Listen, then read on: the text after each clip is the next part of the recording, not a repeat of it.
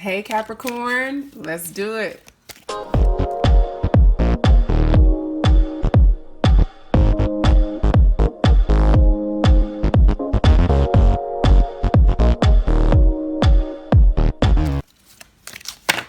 Capricorn, welcome into your weekly reading. Tiana Louise, Intuitive Coach Sultan, here at your service. We're going to take a look at your deep soul connection, twin flame connection. I don't like to get caught up in the labels. You know what it is. Nobody knows better than you. But before we get started, I just really want to say thank you. Thank you to everyone who has supported my channel, all your likes, your subscribes, those of you who have booked private readings. Having a lot of fun doing those. If you don't know, I do my private readings live online. It's the way I've always done them. Yeah, and right now I have the space to continue doing them that way. So yeah, I like to connect with people and, you know, really get, feel the vibe with you and read that way. So that's how I do it. If you want information on that, that's all in the description box below. So, yeah. Make sure you stick around for the entire reading because at the end, I will be sharing a resource with you that is totally worth a read. So you will get an intuitive passage, an intuitive message just for you out of one of my worth a read books, okay? One of the books that have helped me along my journey, and I think it can help you. So that will be at the very end. So let's take a look at what's going on with you and your connection. I'm going to pull an overall energy of where the connection stands from the Kuan Yin Oracle.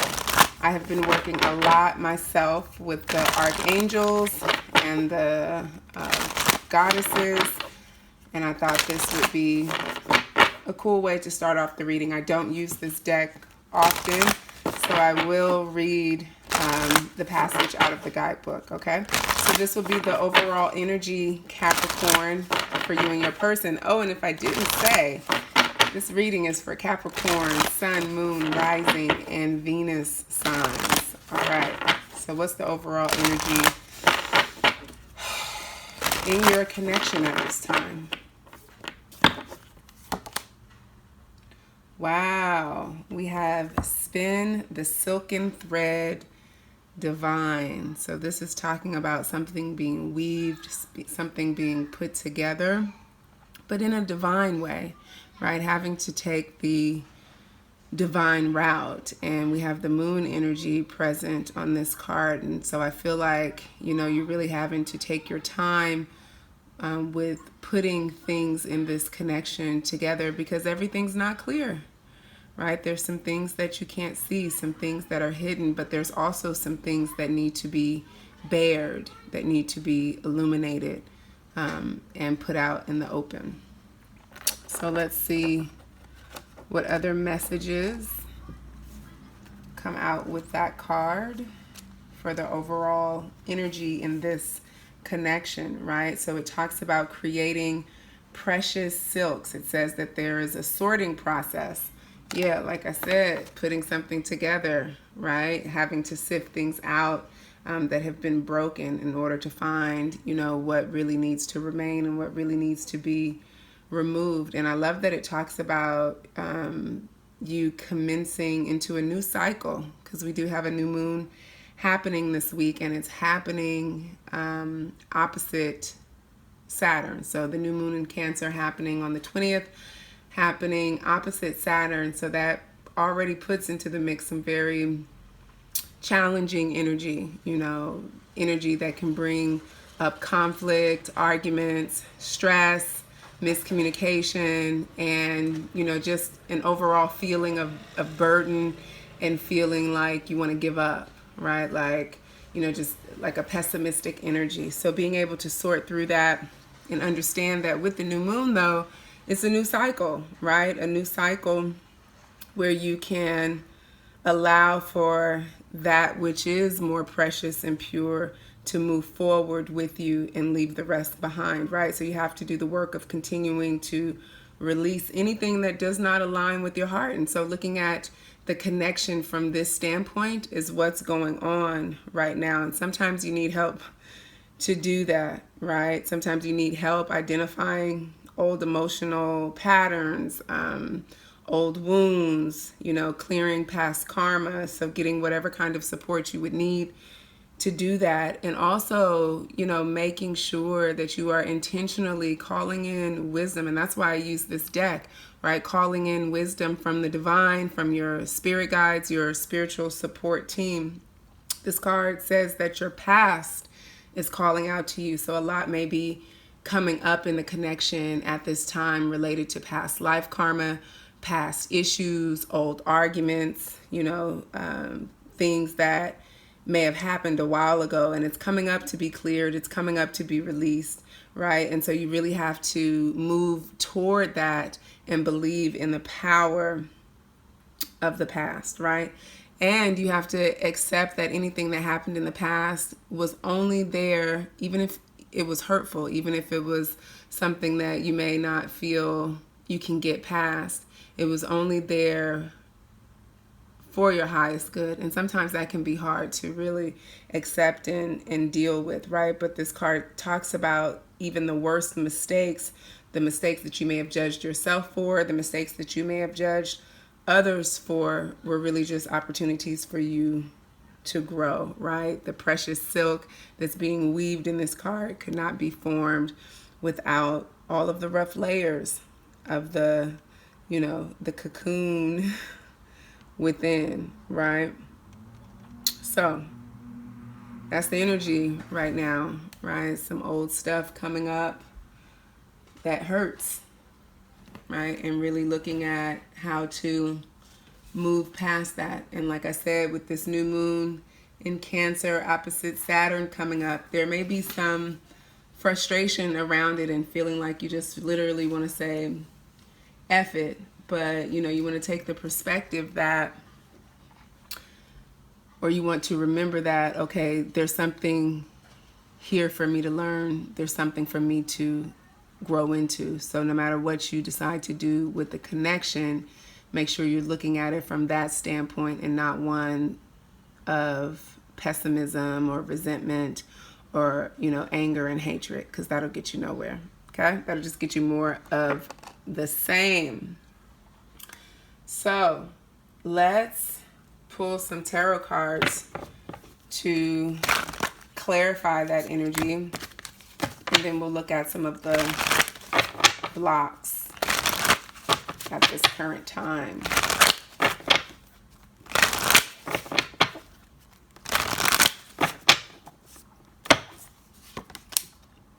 Yeah, so we have King of Swords here. To me, this is about really looking to have some clarity, trying to, I feel like right now, Capricorn, you're trying really hard to find the higher perspective in this situation. And it's just been really, really hard. It's been hard for the both of you. It's like logic does not fit here. Okay.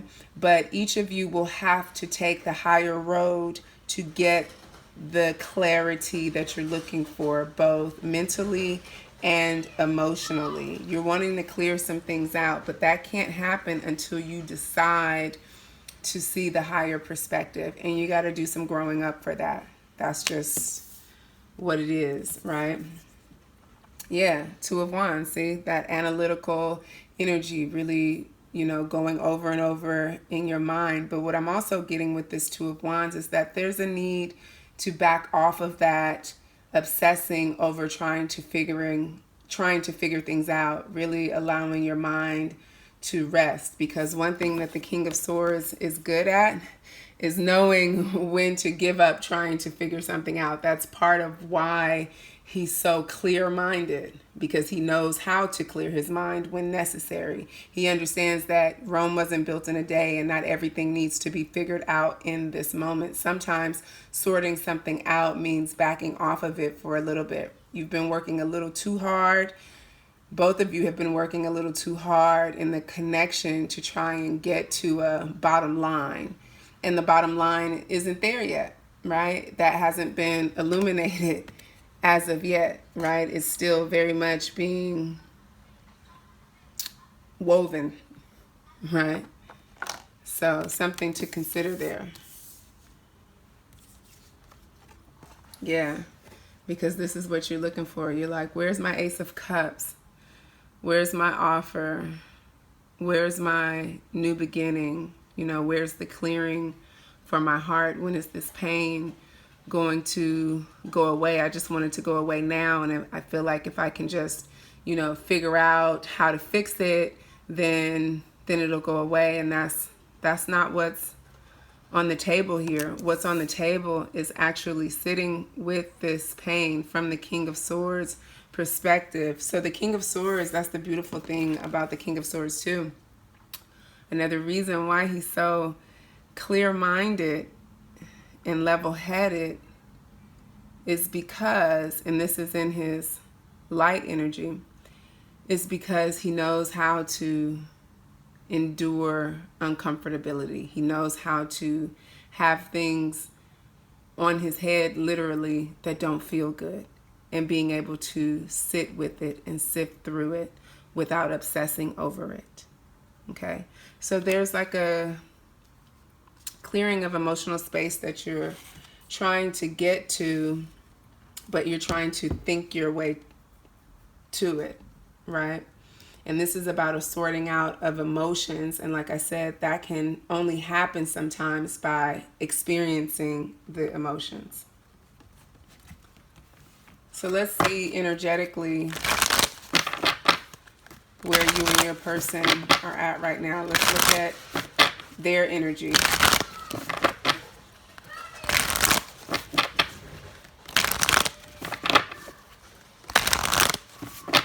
Sorry, my window is open because it's really hot today.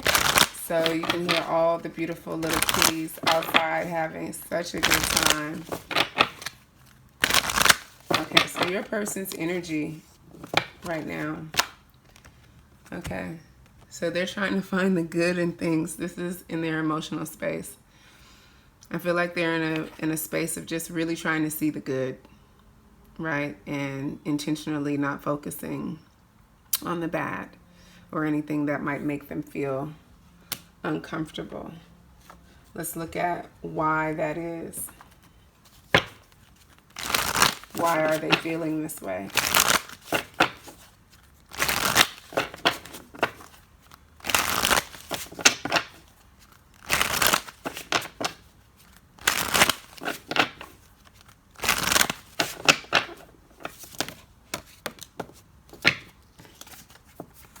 Yeah, because they don't want to feel bad. I feel like, you know, they've had their guards up for so long, and it's like they're tired of fighting, because they're realizing that all of that negative energy, that's their own karma that they're creating. You know, so this person, like I hear them saying, like, I've had enough struggle, I've had enough stress, I've had enough of the challenges. You know, I'm working too hard at it. I just want to, you know, give all that up. And so I see them intentionally trying to stay focused on what feels good. Yeah. And look, they're in this hermit's energy. So they're, you know, to themselves, going within themselves, doing a lot of introspection, spending a lot of time alone. And I feel like this person is actually doing a lot of praying. You know, a lot of praying and asking the divine questions, you know, asking the divine a lot of questions about life, their life at this time, and this connection. Look, twin flame card. Okay. So I feel like your person has, you know, they definitely have an understanding on some level of this being a soul connection, and whether or not they have the twin flame term, they get that in order to clear the energy between you two, they have to be in this energy of gratitude and love and appreciation, and moving out of this Seven of Wands energy. Like they got that in order to ascend, they can't stay stuck, right? That's what I'm sensing. So what is, let's look at your energy.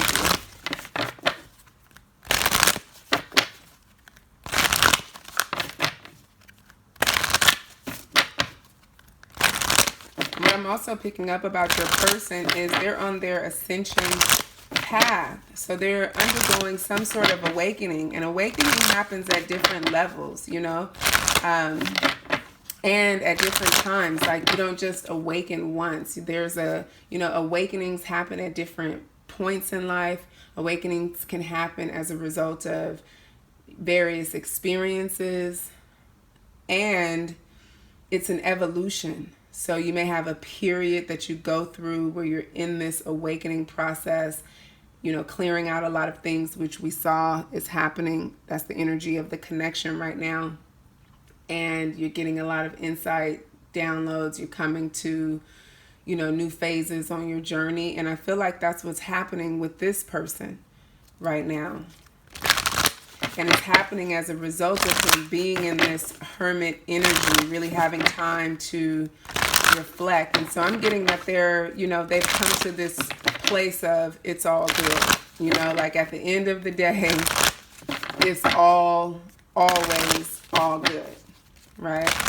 Like I can't stay mad. I can't be mad forever. Like that will stunt my growth. That's what I hear them saying.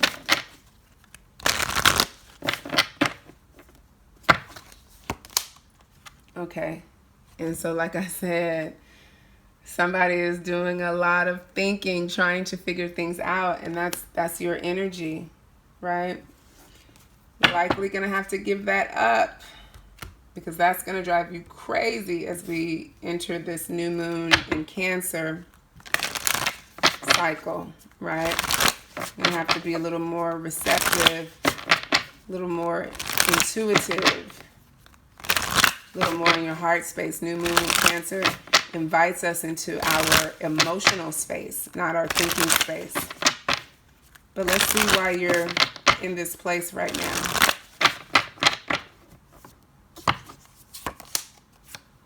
Okay, so we have King of Pentacles. We have Death. And we have Two of Cups. Okay, so we have the Twin Flame card here and the Two of Cups card. So, you know, obviously this is a twin flame reading, so I'm not surprised to see that. But I always get people who, you know, say they're on the twin flame journey, but then they have doubts because the connection isn't in union the way they believe it should be. And then I always have to remind people that, yeah, twin flame journey, like the union piece, is not what it's really about, particularly when there are things that still need to be cleared out, which is happening in this connection. And so you're trying to figure out how to bring this into union, how to create this stability within the connection, how to change something, and you're spinning your wheels doing it. That energy is not working. In fact, it's tearing you down. Okay? So what we're going to do is jump on over to the extended reading to look at, you know, some of the sticking points, like what really is keeping you guys stuck. Because if either of you knew that, I feel like you would be beyond that. So we're going to look at what can help you get beyond that, as well as get some advice for you, Capricorn, on the energy you should be approaching this connection with to get you out of this thinking cycle, because you're stuck there. All right, so if you want to jump on over to the extended with me, the link for that is below. Let me get your message, Capricorn. Your worth a read message this week comes from one of my favorite books called Braving the Wilderness, The Quest for True Belonging and the Courage to Stand Alone by Brené Brown. If you haven't heard of her, I suggest you find out about her. She has some really, really good books. And the link to this book is also in the description box below. So, Capricorn, your passage this week. And so, if I didn't explain how I do this, what I do before I do your reading, I meditate on the book and I ask Spirit, what will you need to know? What will help boost whatever messages that are to come out of your reading? What in this book will help guide you? Okay. So it says, speaking truth to bullshit and practicing civility start with knowing ourselves and knowing the behaviors and issues that both push into our own BS or get in the way of being civil. If we go back to braving and our trust checklist, these situations require a keen eye on. And if you're interested in understanding what braving is and what the trust checklist is, it's her system of knowing how to trust and offering trust in your relationships. And you can, matter of fact, I'll put a link to a video that explains all of that in the description box. Since this came up in your message, I suggest you read it. So it says you need to keep an eye on, number one, your boundaries. What's okay in a discussion and what's not. How do you set a boundary when you realize you're knee deep in BS? And so this is about really calling yourself on bullshit and not being afraid to call other people on bullshit. So there might be a lot of bullshit between you guys that you haven't been authentically communicating about. And before you try to attempt that again, maybe you guys are not talking at this time. Before you would even try to get back into communication, you want to establish these kinds of boundaries. Oh, and this goes through the braving acronym, which is boundaries, reliability, accountability, vault, integrity, non-judgment, and generosity. So reliability. Bullshitting is the abandonment of reliability. It's hard to trust or to be trusted when we BS too often. Accountability. How do we hold ourselves and others accountable for less BS and more honest debate? Less offloading of emotion and more civility. And so I'm really getting, and I don't want to point the finger at you, Capricorn, but when I look at your energy versus their energy, I feel like they're trying to come to, a place of, I'm not going to say compromise, but the word that's coming up is common ground, right? And they're trying to find that peace, okay? Now, whether or not they're actually doing that with you, I don't know, but they're doing it on a soul level for sure, okay? You may have another perspective like, oh my God, they're not trying to do that. They haven't even said da, da, da, da, da. But if you also understand that you guys are mirrors to each other, then you have to look at what you've been mirroring to them, which is trying to come up with a plan to, get them on board with where you feel things should be. And that's not how energy works. That's not how these connections work. And that's not how spirit works. And so that's part of your lesson, is to really come out of, trying to BS your way through this. Now, I'm not saying that you're, intentionally being manipulative or, bullshitting about your feelings, but you do have to call yourself out when you're trying to control a situation, when you're trying to control an outcome, when you're trying to think, outthink someone, outthink the universe. And it's like the universe knows best. And so where the situation needs to land, we're going to look at that in the extended, but I feel like this message in this book is really asking you to, go through the trust checklist and see, how honest you're really being with yourself, particularly as it relates to this connection. Okay.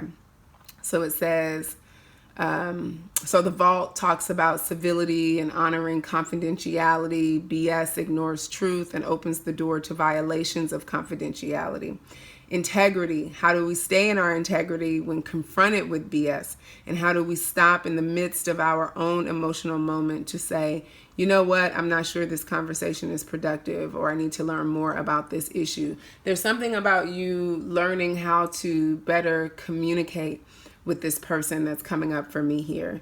It says non-judgment. How do we stay out of judgment toward ourselves when the right thing to do is say, I actually don't know much about this. Tell me what you know and why it's important to you.